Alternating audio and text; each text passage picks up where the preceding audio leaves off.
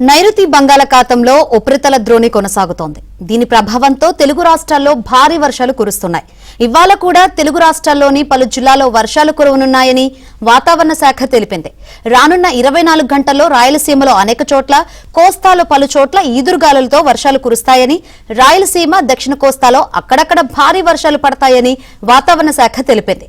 అలాగే తెలంగాణలోని పలు జిల్లాల్లో భారీ వర్షాలు కురుస్తాయని హెచ్చరించింది. అటు హైదరాబాద్ లో రాత్రి మరోసారి కుండపోత వర్షం కురిసింది. రోడ్లు చెరువులను తలపించాయి.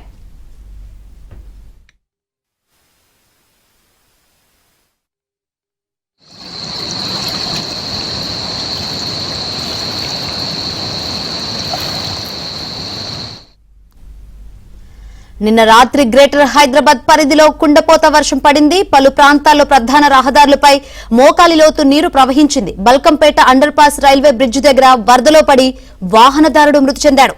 రాత్రి వర్షానికి పలు కాలనీల్లోని ఇళ్లు నీట మునిగాయి.